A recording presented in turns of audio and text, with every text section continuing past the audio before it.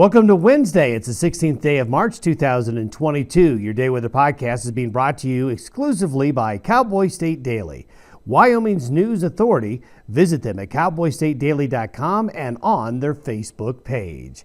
Lots on the table, folks, as the weather pattern, which has been very spring-like and very mild here over the last couple of days and actually really nice for many areas, is going to change back to some colder and unsettled weather.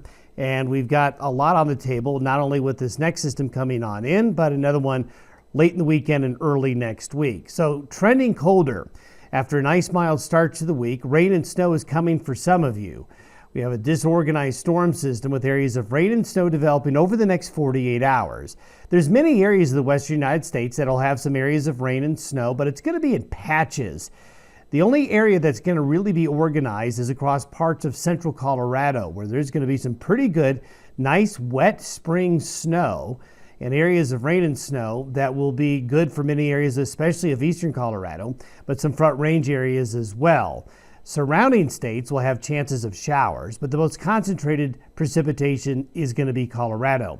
Another storm system, we're still watching it, arrives late in the weekend and early next week. Now, we're starting to see some better model agreement. However, we're not there yet. We got a lot of things to figure out.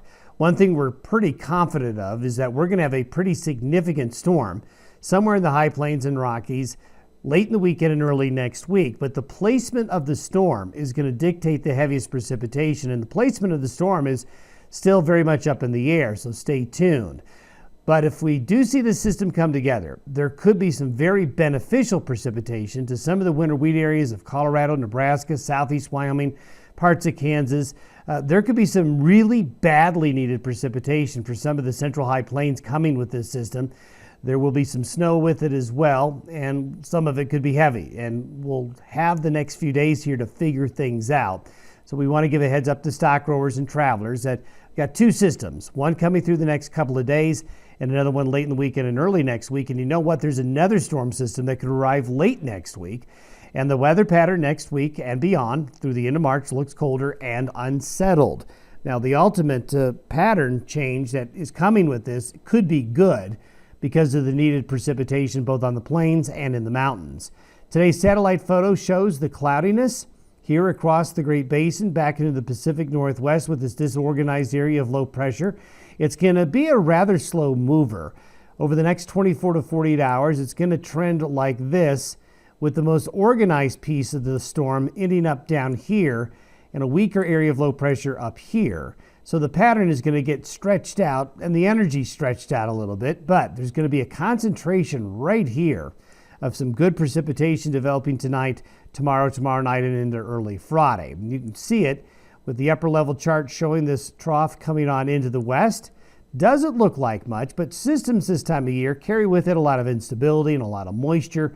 So there's some real promise here for some better precipitation. There we have over the Texas Panhandle, the low by Thursday noon being more organized, bringing that counterclockwise upslope flow to Denver, the front range of Colorado, down into Colorado Springs and along the Palmer Divide, and also going to bring areas of rain and snow into areas of western Kansas, parts of eastern Colorado before heading into the Corn Belt. As we go forward, we see the precipitation has prompted the National Weather Service to issue winter storm watches and winter storm warnings for parts of Colorado. The purple indicates a winter weather advisory. The pink indicates the winter storm warnings. And you can see it's the higher terrain because this is going to be a rain, then changing the snow situation, but Boulder to west of Denver to Castle Rock. So Colorado folks, watch out for this system. It's needed though. This is going to bring needed precipitation. And here it is. This is the precipitation if it fell all as rain forecasted by the European model through Friday morning. And you can see this bullseye of yellow and blue here right across central and northwest areas of Colorado, focusing in on that area there. But there's green elsewhere here, and there's going to be snow in the high country of Wyoming, some rain and snow in the plains of Wyoming back into the Wasatch Front of Utah, some rain here in far eastern Colorado, western Kansas, which is really needed, and a little bit of a disorganized area of precipitation up here in the Pacific Northwest and into the northern Rockies. This is what the snowfall forecast looks like with the bullseye again, focused right on the Palmer Divide, up to Boulder, to west to Denver, down to Castle Rock, down to Colorado Springs, all the way down to Trinidad, with lighter snow amounts elsewhere. This is what it looks like if we zoom in a little bit closer, and you can see a little bit more detail here. Find your counties in southeastern Wyoming and central Colorado. You can see where the better moisture is going to fall with this system. Temperatures are going to be pretty chilly as well. After a really mild start to the week, we're going to have a patch underneath that low and where the snow is going to be, where temperatures are going to get pretty chilly again here to end the week. So there's going to be some slick roads and highways and interstates and mountain passes. As we go forward, here we go, taking a look at what's going to happen or could happen with the next storm system. What I'm showing you is where the storm is going to be here by Sunday morning. And what we have is a digging trough. Digging meaning it's coming out of the Gulf of Alaska and digging towards the Great Basin headed south.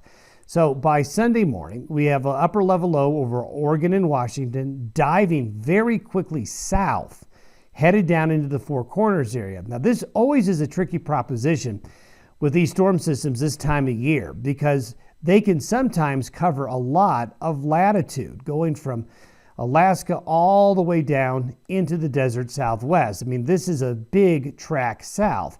And if these systems go far enough south, well, they drag the precipitation and other areas more into the southern plains, which is very, very dry and really needs the precipitation.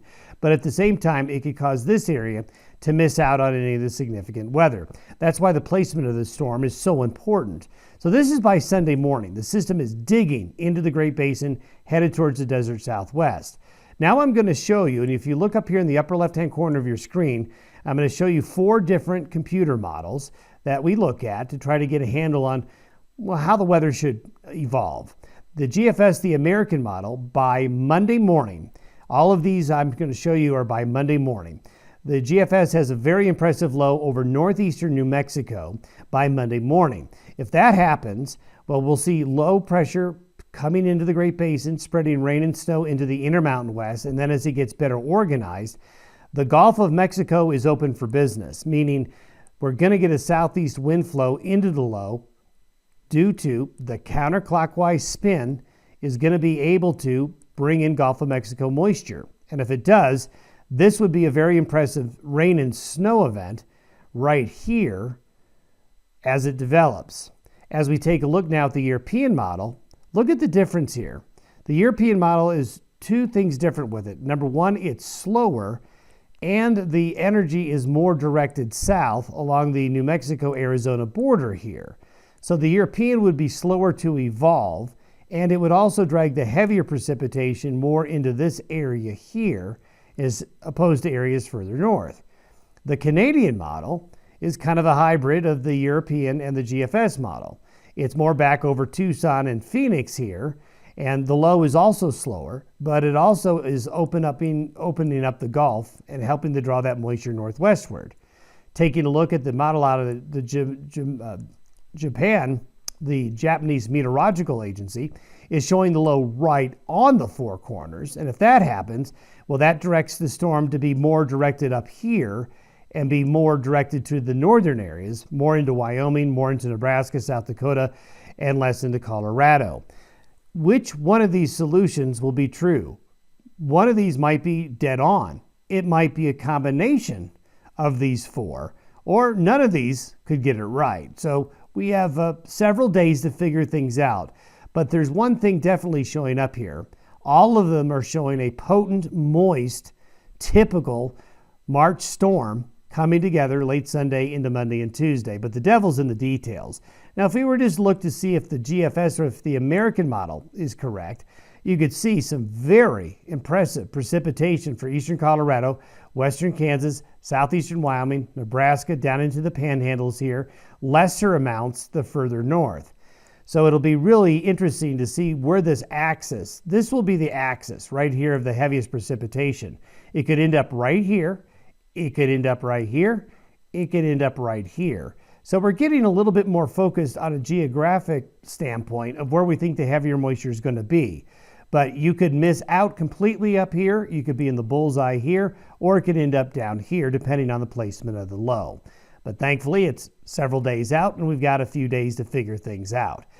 Going out further, This is for Thursday, March 24th. Another low dives into the Rockies. Cold air from Canada is possible to come in with this system. So after the storm leaves, it could be followed by another one by the end of next week.